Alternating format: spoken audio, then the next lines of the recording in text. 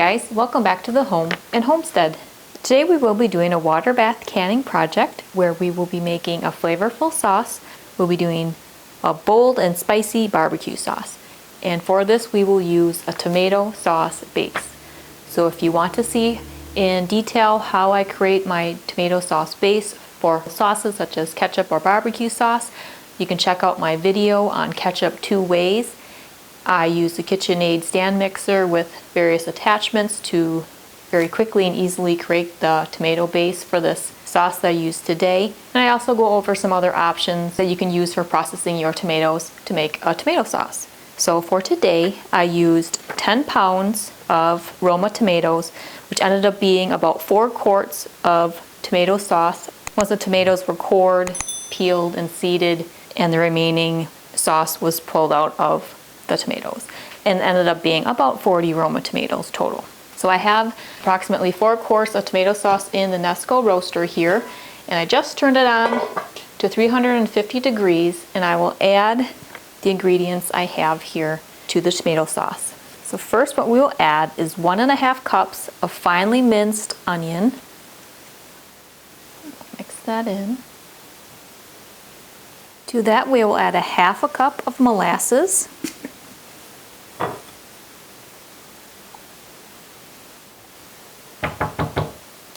And 1 cup of brown sugar. Let me get my whisk in here. Stir up the sugar.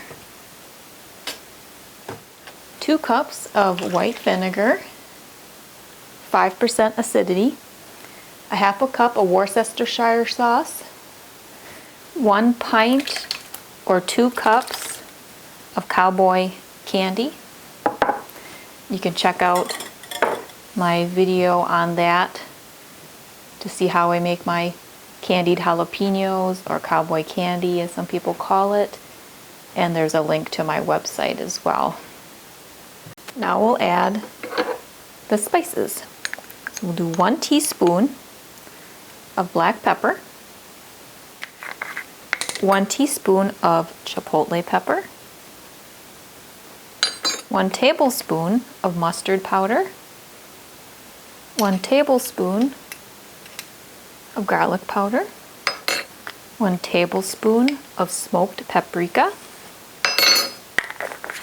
1 tablespoon of salt, and this is canning salt because we will be water bath canning this. Let me mix all this together.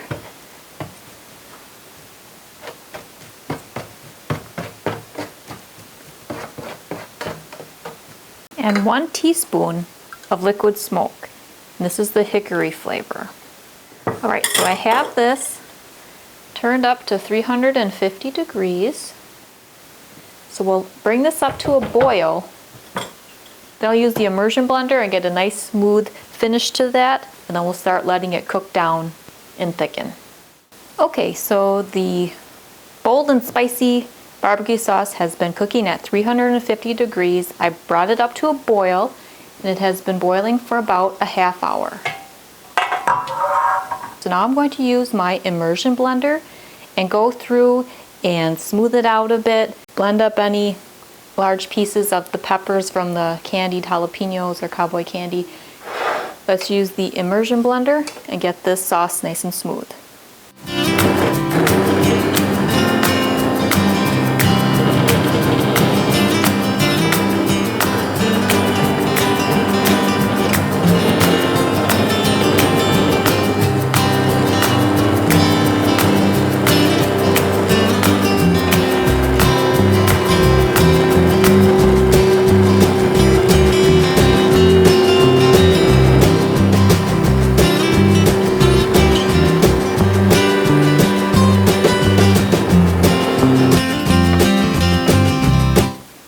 Go.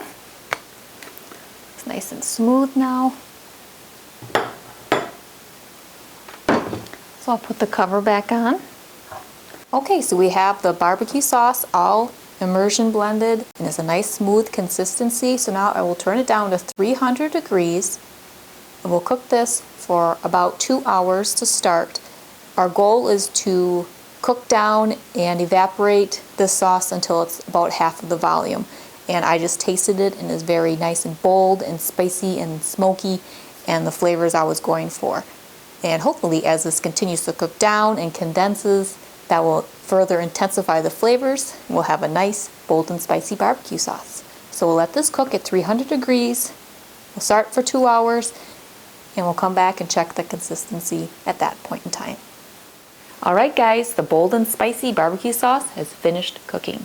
So I'll kind of break down the cooking time process for you, and I will also include a link in the description box below with the entire recipe and cooking instructions so that you can have a free printable of this bold and spicy barbecue sauce if you'd like to try it out yourself. So what I did was initially I cooked the sauce at 350 degrees, bringing it up to a boil, and let it boil for about a half hour. Then I used the immersion blender and I blended it nice and smooth, and you saw that earlier in the video. Then I cooked it an additional 3 hours at 300 degrees. And then what I did is I lowered the temperature down to 250 degrees and I tasted the sauce, at which point I added another cup of brown sugar. So I used a total of 2 cups of brown sugar. And the flavor was spot on at that point. I wanted to hold off on adding the sugar until it cooked for a while, because each year, you know, and depending on where you source your tomatoes, they may be sweeter one year, or a different variety may be sweeter than another, and they may hold more liquid and it just cooks down differently. So I usually wait till that point to adjust any flavorings or spices. So I added the additional cup of brown sugar, lowered it to 250 degrees, and cooked it for 3 hours at 250 degrees. And now we are at the point in which we are now. So the sauce has reduced by about half the volume. It's a nice, thick, robust sauce here. And about a half hour before I thought it was finished, I took some and put some into the refrigerator to cool. That's how I kind of test how thick the sauce will turn out. So here I have in a bowl a little bit of the sauce, and it has a nice thick consistency. So now what we'll do is we'll add this barbecue sauce to our canning jars. So I'm planning to do pint jars and half pint jars, and the processing time is the same for barbecue sauce. And if I have any additional, I'll put them in little 4-ounce jars. That way I can just take a little small portion out as a condiment for a meal, or to put with an appetizer, or even to gift to someone. So let me get my jars prepped and we'll get them filled up with the sauce. Alright, so the water bath canner is heating up, so let's get these jars filled with the barbecue sauce. So the half pint jar is the main size I'm looking for this batch. I have some full pint jars as well.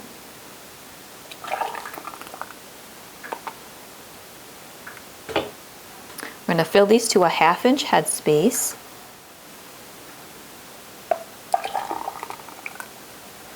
So this barbecue sauce is a rather bold and spicy sauce. If you do not care for a real spicy sauce, I will also be doing a batch of my sweet and tangy barbecue sauce, so watch for that video. There's also a nice mild and fun barbecue sauce that I made using rhubarb. So it's a rhubarb barbecue sauce, and I have a video on that if you want to check out another mild version of barbecue sauce. And that's kind of an interesting take on the Carolina mustard style barbecue sauce. And you use rhubarb as the base of that sauce, whereas these are using tomato as a base. So I'm just removing a little excess if I overfill, just so that they're at the proper headspace. So let me do a few pints here. This sauce will be really nice on if you make barbecue ribs or some chicken wings. This would be nice to make a spicy pulled pork sandwich. But again, if you don't like a lot of spice in your sauce, then check out my rhubarb barbecue sauce video or the sweet and tangy barbecue sauce recipe that I'll share with you a little later. So now I have some 4-ounce jars.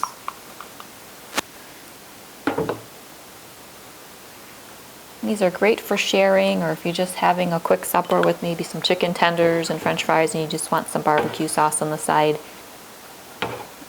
This does the trick. Now let's wipe the rims and the side threads if we have any drips on there. Then we can get the lids and rings on. That just helps to ensure a nice tight seal. So now we'll place the lid, followed by the ring, and it's just finger tight. The ring is just in place to hold the lid during processing. So once the jars have processed and they cool and seal, then this ring can be removed and used for other canning projects. All right, let's head over to the water bath canner. All right, so we're at the water bath canner. Let's remove the lid to check the temperature. Good. So when I water bath can, I place a little jar rack on the bottom of my canner, and then I fill it with the water. And that way I can place the jars directly onto that jar rack on the bottom. And then when you fill with water, you want the jars to be filled by at least an inch of water over the tops of their lids.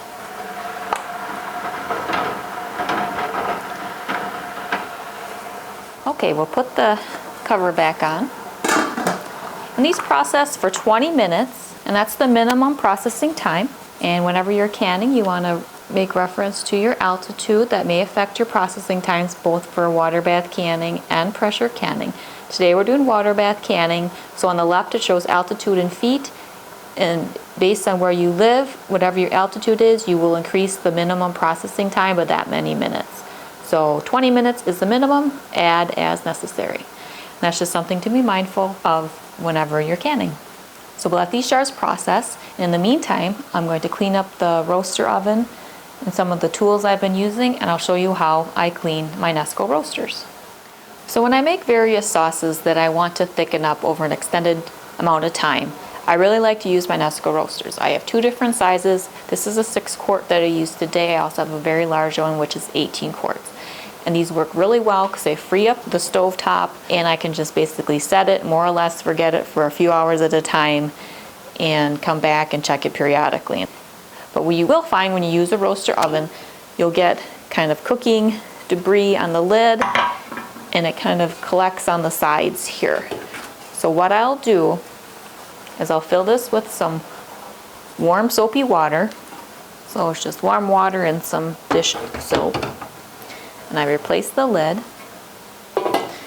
I turn it up to 350 degrees, let that cook for about a half hour or so. And what that will do is the water will come up to a boil with the soap in it. The suds will rise and clean the underside of the lid and cook off most, if not all, of that baked on sauce and food debris that was acquired over the long span of cooking time. So we'll let this more or less clean itself, and then I'll do a final scrub of it. If there's any really stuck on food particles, I'll use a plastic scraper. If you've ever been to a Pampered Chef party or something like that, they give those little brown scrapers. These work really well, and I can provide a link in the description box below for some comparable ones I found on Amazon. So we'll let this kind of clean itself, and I'll tidy up the kitchen, and then we'll come back when the jars have finished processing. All right, the processing time has finished, so let's remove the barbecue sauce and place that over in the cooling and sealing area here.